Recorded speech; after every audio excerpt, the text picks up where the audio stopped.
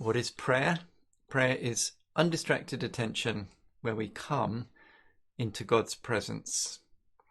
And Jesus models this for us. He says in John 5:19, "Very truly I tell you, the Son can do nothing by himself. He can do only what he sees the Father doing." And the presence of God, and this is really important right now, brings with it a sense of eternity. Augustine said this: "Eternity is the now that does not pass away. Eternity is the now that does not pass away." And when our own now, earthly now, is threatened, as it is at the moment, what can hold us in our prayer is to know that there is a now that does not pass away, and that we are taken up into that now.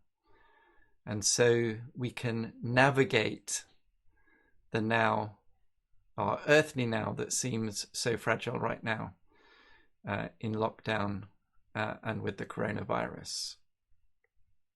This is another important part of contemplative prayer, this prayer of undistracted attention.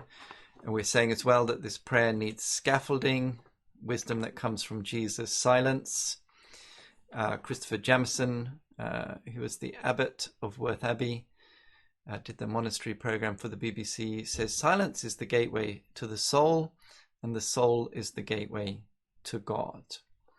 We need solitude so that we're not distracted. We need something to do in the silence and the solitude, traditionally meditating on scripture, and we can do other things as well.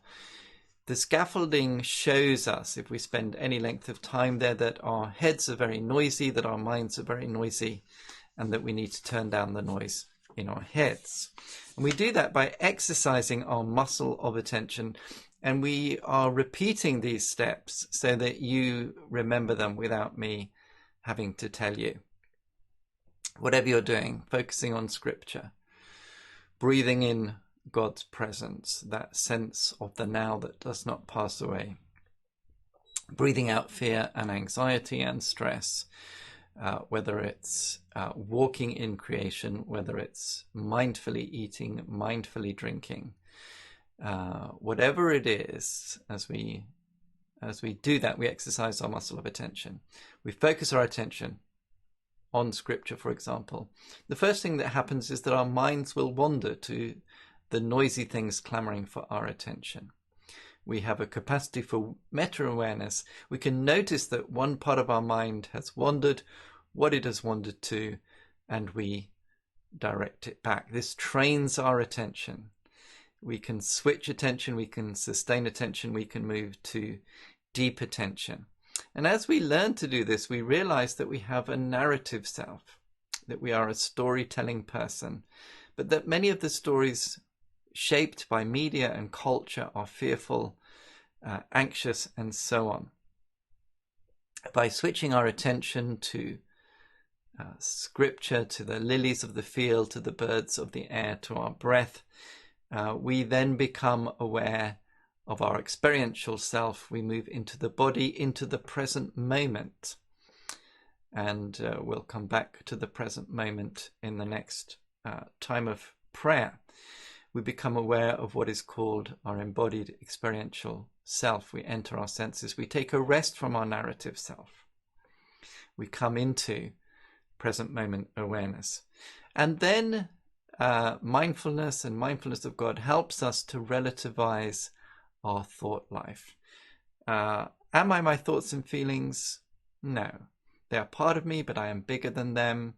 They are not facts. They're passing mental events. They're often distorted, often part of this narrative self that is shaped by the patterns of this world. So I can go off on a train of thought, an anxious train of thought, a fearful train of thought, or I can sit in the train station of my mind and I can watch the thoughts coming in and out. I really feel them. I don't avoid them. I don't over engage with them, but I notice them. I feel them. I name them. I let them go. Romans 12 verse 2, do not conform any longer to the pattern of this world, but be transformed by the renewing of your mind. In this type of prayer, that's what is happening. That's what is happening.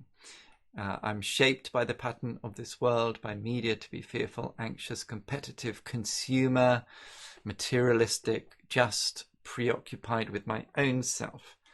But Scripture tells us in 2 Corinthians 10 verse 5 that I can take captive my thoughts. Now, I couldn't take them captive if they were me, but they're part of me. And Scripture wouldn't tell me to take them captive if they weren't shaped in the patterns of this world. And I take them captive by noticing them, letting them go. They are just passing mental events. They're distorted. They're not facts.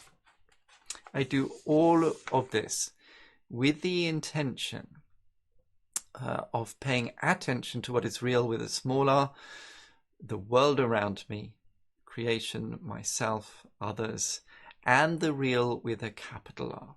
There is only one reality, but within that reality there is a small r reality, my now that's under threat, and a big R reality, God. And God brings this comfort that there is a now that does not pass away, and we can be held in that now, which is eternal and brought to us by the presence of God, as we are in our earthly now, in the midst of a storm and a crisis. There is a now that does not pass away, and we can be held in it. God bless. Take care. See you again soon.